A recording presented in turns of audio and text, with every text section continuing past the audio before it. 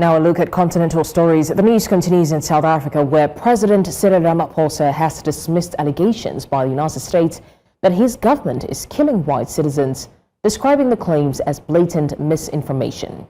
The accusations stem from repeated statements by U.S. President Donald Trump, who has revived false claims of a so-called white genocide targeting Afrikaners, the minority population of European descent in South Africa.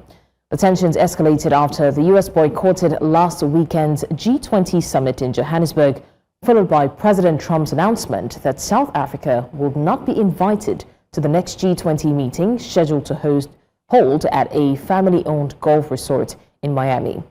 In a televised address, Ramaphosa said the U.S. justification for its non-participation was rooted in baseless allegations of genocide and forced confiscation of white-owned land, claims he insisted have no factual grounding.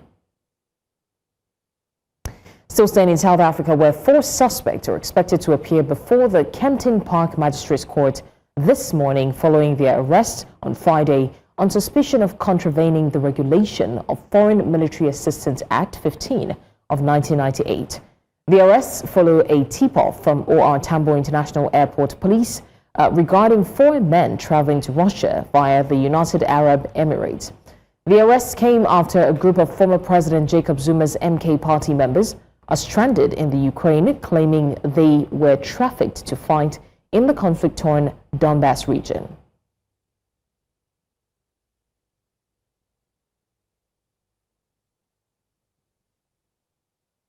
And now our New Central's correspondent, Bongani Siziba, is at the court. We cross over to her for more on this. Bongani, thank you for being here. Can you take us through the proceedings of the court? What is the conversation right now? Certainly, blessings. A good afternoon to you, and also good afternoon to all of viewers. The court proceeding have been postponed to the 8th of December, that is next week, Monday. We have seen the 5 accused that are before the magistrate court here at Kempton Park.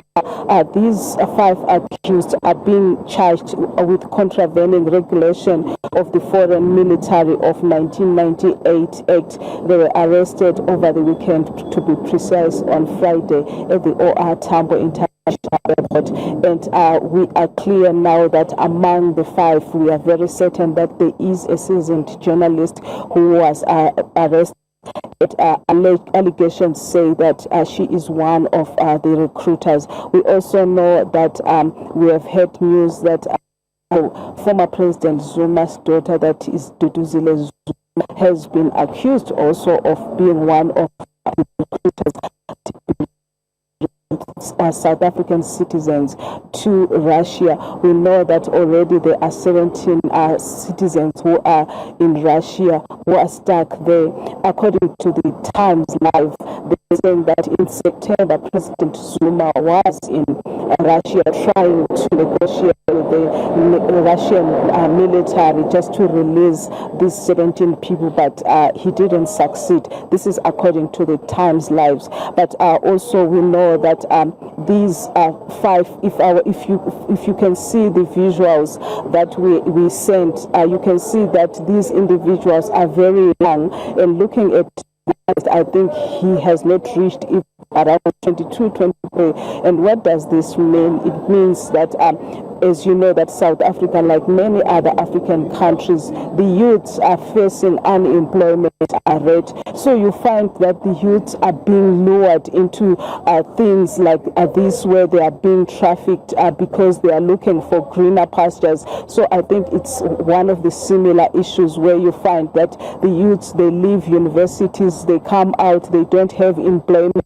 When opportunities like this come along their way, they will take those opportunities because of the unemployment rate. But according to the Hawk spokesperson, she also warned citizens that they should not be lured into such circumstances where they find themselves being in the forefront of the war and fighting in another country. But we have also seen families of these 17 individuals that are in Russia coming forward and talking about the experiences or how these 17 were recruited into the Russian army. But when we heard Zuma's daughter saying that she was also misled because she thought that these people, they are going for training, security training, then they come back and be security guards in the MK party, that is the former President Jacob Zuma's party. But when they go to Russia, they were now recruited into the Russian army. But we understand that there are two, if reports are to go by, that they already passed on in Russia, but 17 are still alive, and they are pleading with the South African government to intervene so that they can come back home.